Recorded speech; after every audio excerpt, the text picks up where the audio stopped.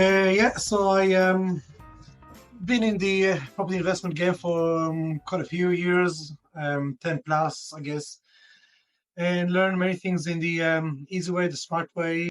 Not too much of the hard way, because I like to spend a lot of time to investigate before I do something. So I try to minimize any potential mistakes. So far so good. And yeah, so uh, James Gorin. So who is James Gorin? Well, been arriving to New Zealand about 20 years ago, working in a corporate for 14, 15 years, pretty much. Got into all the property investment. Actually, it wasn't really delivered. It just happened. I got into financial trouble with losing money to a friend, and lost about 200K. That was really bad and devastating. And I decided I need to get my life and get it sorted. So I decided to go into property investment, and things have changed. What I realized, and that was really key point, that you can actually add value to property, and you can actually add a lot of value if you do things properly. And that was like a really eye-opening to myself. And since then, I have purchased a lot of properties and started to put a lot of focus of increasing the value of the property. Spend a lot of time with valuators and learning how to do the best thing. Since then, our activity have been kind of noticed, and we've been interviewed to the Staff magazine. We've been profiling property magazines. We even have our own TV serial in Sky TV that's called Adding Value, and each episode is about different property, different customers, and the whole story, and how we help the customers and add a lot of value. So that's really cool. Touch base later on if you want to get a link and see. It's on YouTube as well, so that's pretty cool. Yeah, so with all this information that I accumulated, I been asked to put a bit of a chat about the garage conversion, because it's a kind of a topic that people talk about it every now and then. Um, so before I'm going to say what I'm going to say, so just to give you a bit of a background where I'm getting this information, where I'm coming from, and what's behind the guidance that I'm going to share with you. So this is kind of a very, very big. So it's a lot of my own property investment experience. We've been part of the renovation team. We have done more than 150 full do-ups since then, since the last 8 years or so. Honestly, I spoke and helped with hundreds of people, improving their properties, adding value, following projects, participating in projects, being aware about projects. So everything to do with property. I have a lot of people who work very closely that valuators, that they're doing all the evaluation, and that's really important, because you're not trying to do something and then go to the end and then figure out what's the value is going to be. So I like to reverse engineer. Kind of being a manufacturing process engineer myself, I like to engineer everything that is going to happen and work very properly. Working very closely with lots of real estate people, because they're part of the game as well.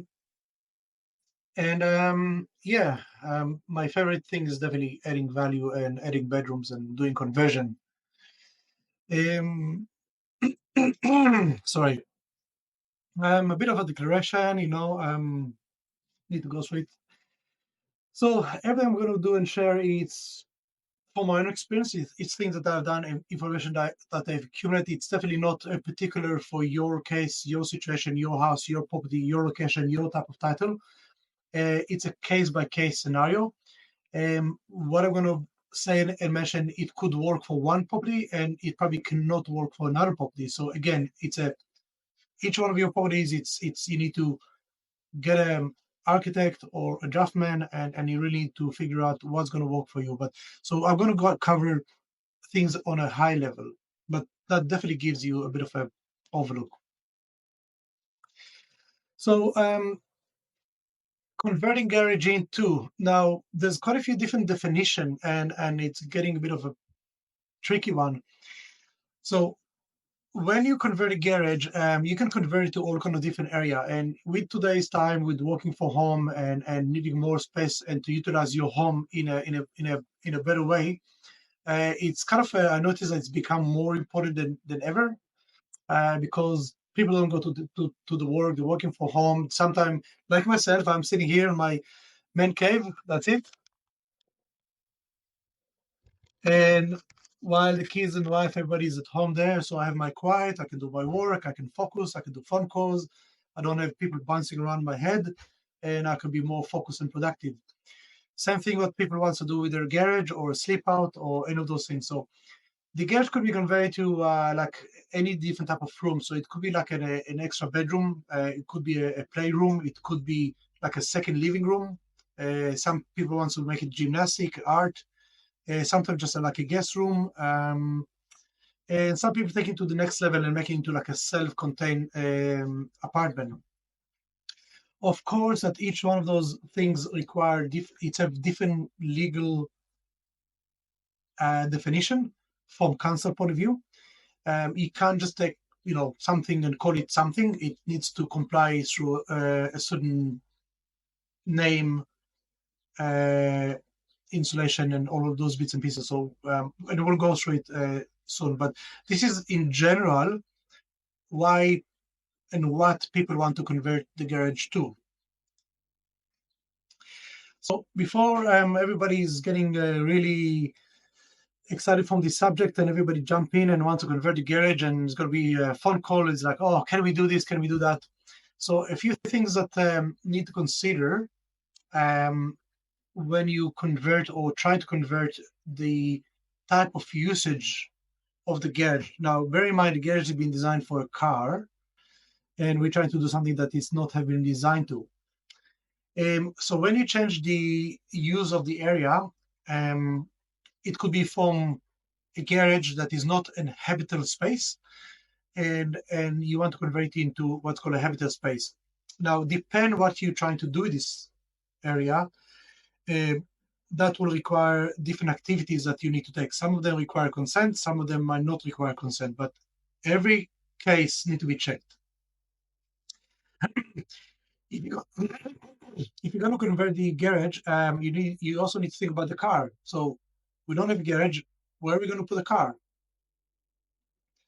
If it's a unit or a cross lease or any of those things, you need to think about it from that point of view. Where are you going to park the car? How are you going to get back? Are you going to reverse back? Do you have a space? Is it a common ground?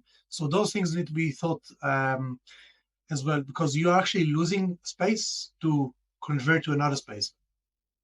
You might need neighbor consent and think about all the layout and the cost effective of it. Maybe you have a space and it's a freehold site and you can just order a garage kit and they can chuck it there for, I don't know, say 20K, and that's a solution. When you convert the garage into what's called the habitable space, it's a kind of a definition. What's a habitable space? It's a space that people are allowed to live in, to sleep in, and to it's been designed for people to live in it. A few things need to happen. If it's a non-habitable space, that could be, for example, say gymnastic, or that could be a storage. That could be maybe a studio for art. Any place that has been kind of designed for people to sleep in it or to live inside of it, it needs to be habitable space, and that requires consent. Now, a few things that you need to check because they're hard to change is the ceiling height. For a place to be inhabited space, you need a minimum of 2.1 meter ceiling height. The standard is 2.4, so 2.1 is already quite low. It's actually 2.1, it's pretty low.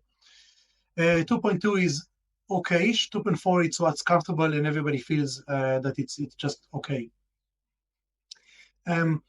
All the moisture system need to be checked to convert a place to inhabitable space. What it means that you need to have insulation inside of the wall, you need to have insulation in the roof. Sometimes you need insulation underneath. So the place needs to be moisture controlled, and especially the external walls and the roof. Um, Insulation in the roof is pretty easy. It's not too difficult, but insulation inside of the wall, that could be a bit of a problem, because if you convert it now in today's standard, you need to comply with today's standard. Uh, Most of the garages do not have insulation inside of the wall, especially if it's in old houses. They don't have insulation in any wall. Uh, what it means that you need to open up and remove all the jib, insulate the walls, and close it back. And all of this happen under a consent, under a building consent. You can't just do it yourself, close it up, says, yep, that's fine, because it's one of many things. um, Damp-proof membrane under the concrete. So if you have a concrete floor, you will kind of need to show and prove that it's have moisture barrier under the concrete. It's a bit of an annoying situation, but it's a requirement if it's been done legally. Windows and ventilation.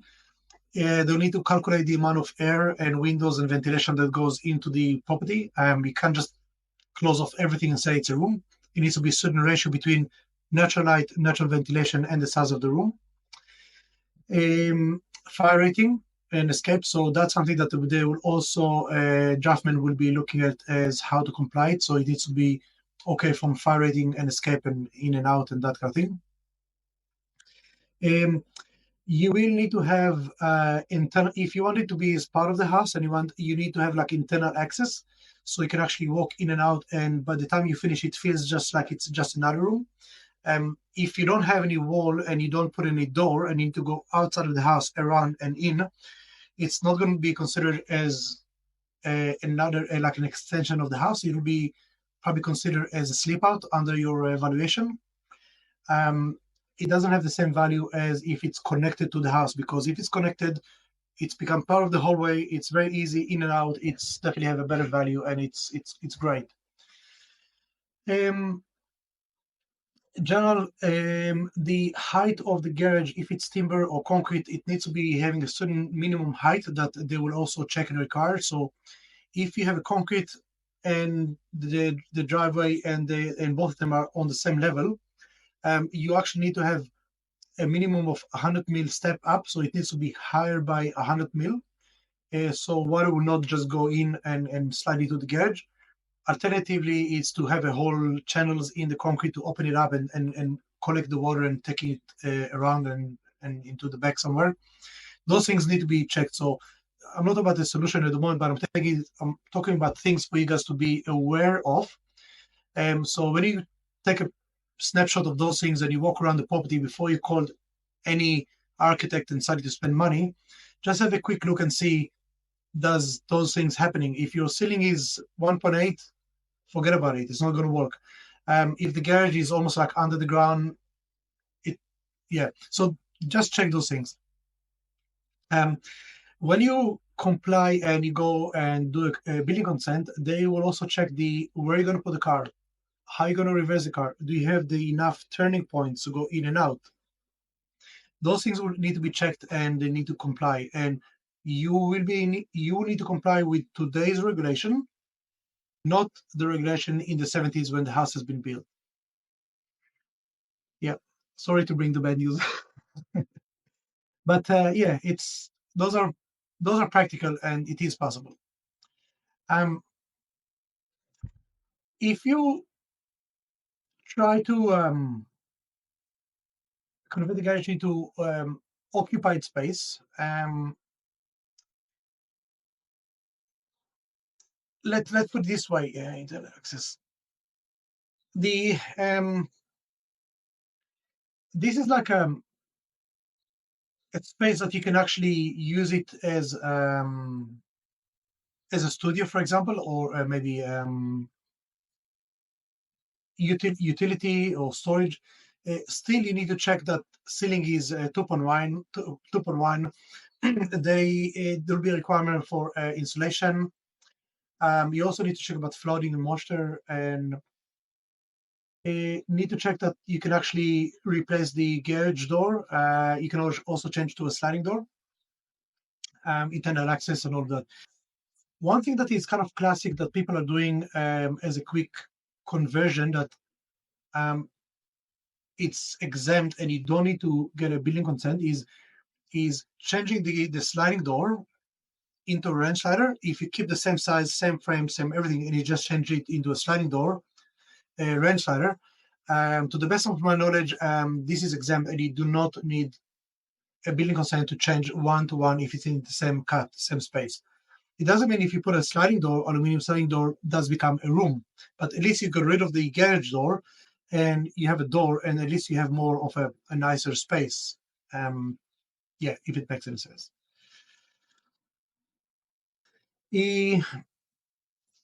So this is a kind of a very quick to do or not to do if you kind of trying to think of option, shall I go for it or not? So if your house, for example, let's look at the left side column as let's start with the to do. So if your house is between 1 and 2 bedroom, if it's a unit or if it's a small house, and you need more space, and you have a space to put a car, definitely that'll be good things and it will add value.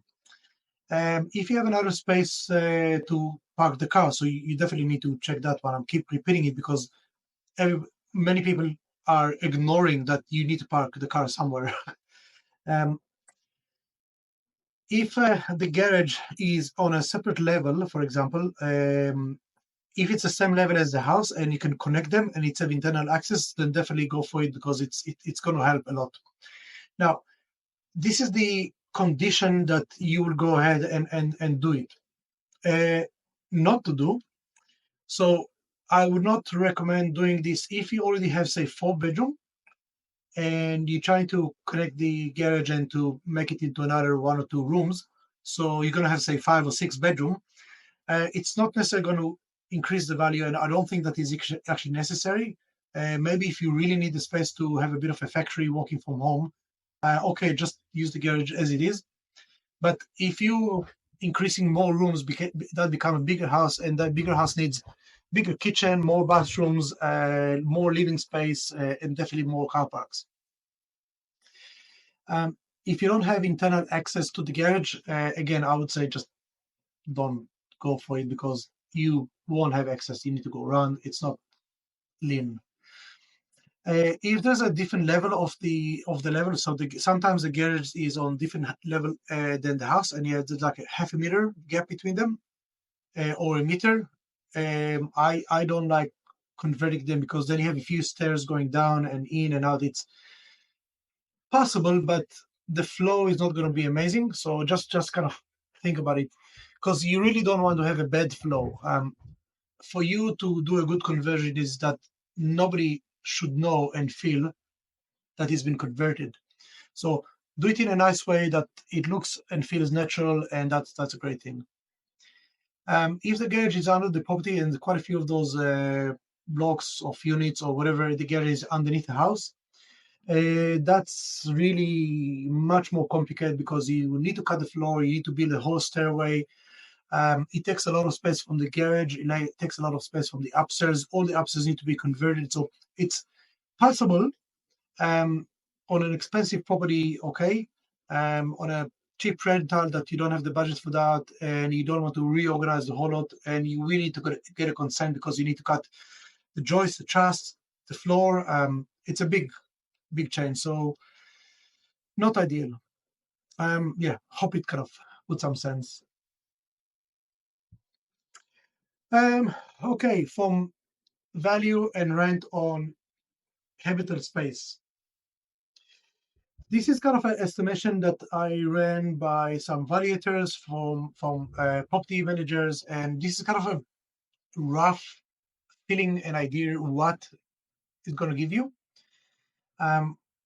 So in general, and this is really in general, you can expect about, say, between $70 to $100 per week as increase in rent because you actually give another space to the house. So I would say somewhere between 70 to 100, that'll be an extra rent per week. From value property, and that's really because different properties in different part of the country have different values. So if you're looking at a property in central Auckland on the value of $1.2 million, that you could expect about, say, I don't know, a 2-3 bedroom on the suburbs of Auckland. From value point of view, you can expect somewhere between 50 and 80. Okay, so about between 50 and 80 on a $1.2 million property. And this is if you just focus on the garage. Like you don't touch the house, you don't do the bathrooms and kitchen and full do-ups like we normally do, and we enjoy doing it. So, but just converting the garage and adding the garage as a unit. Now, the question, what is this investment going to cost us?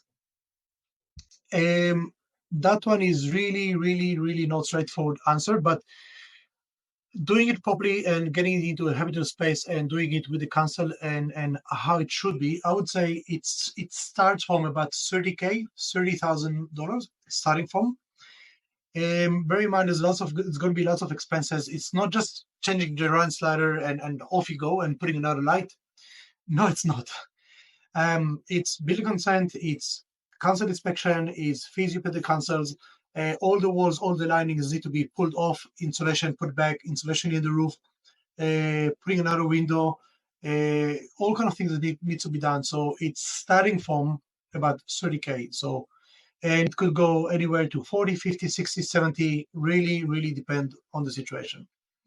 What are you going to do with driveway? Do you need to build a car pad, place to put the car? So that's kind of from rent and value. Okay, a few little examples.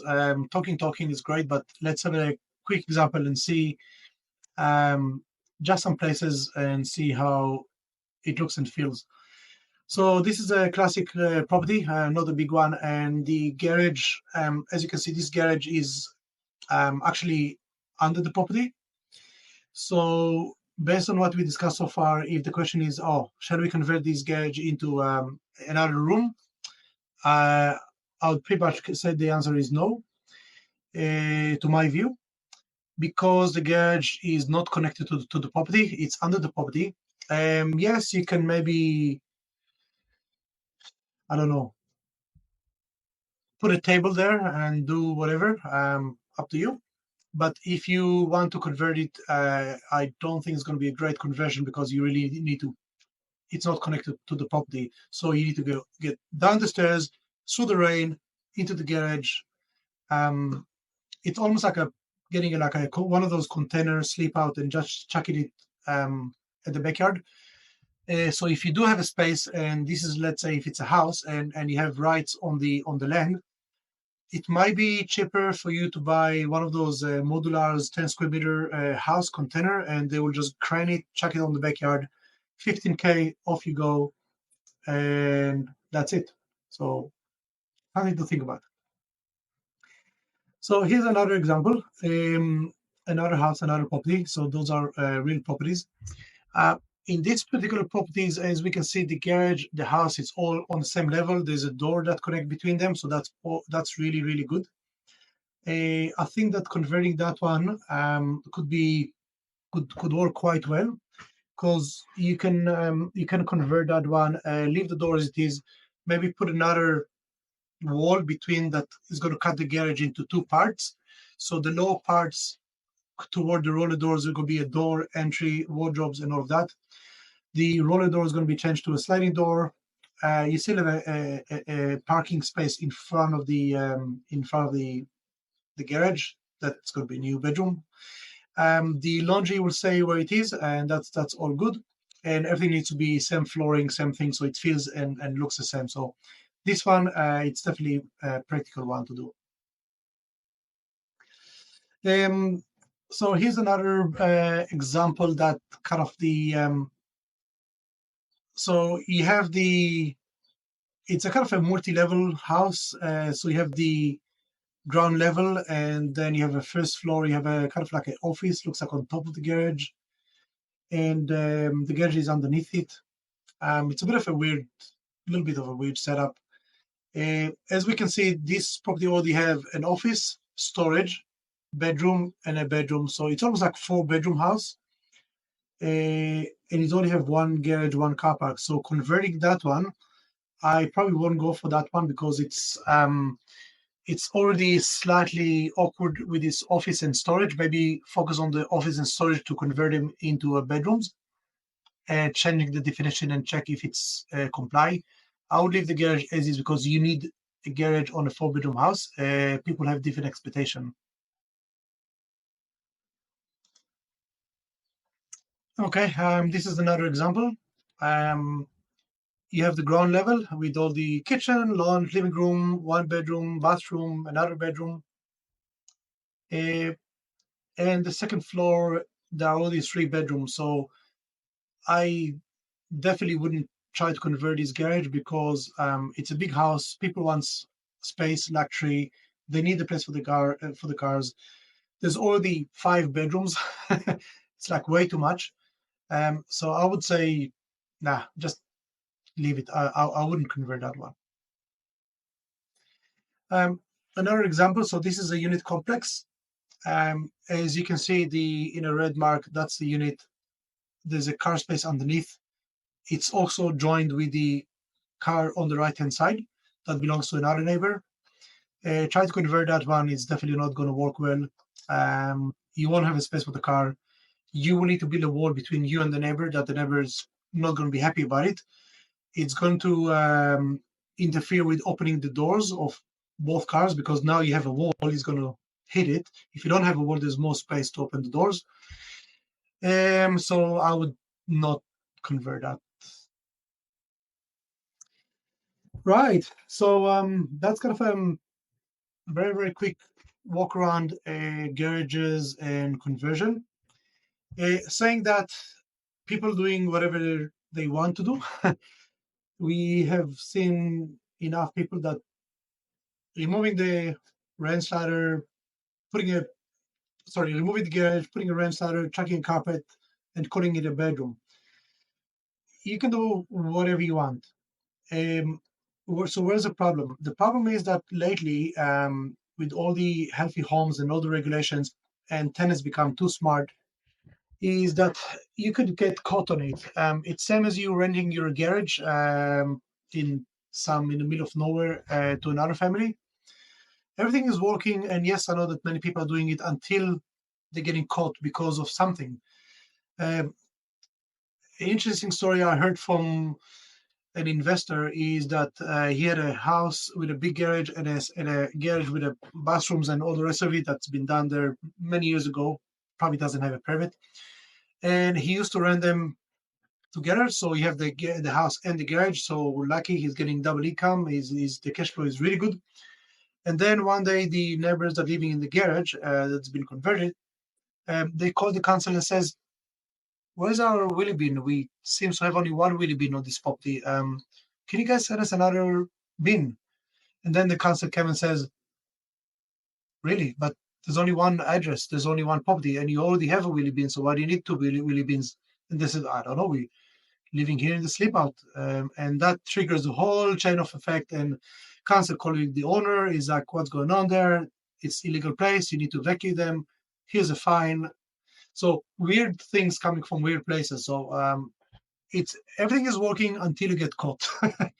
um, I like to do things by the book, to spend the money, to increase the rent legally, to increase the value by the book, get a refinance, buy the next property, and do the right thing. So you can always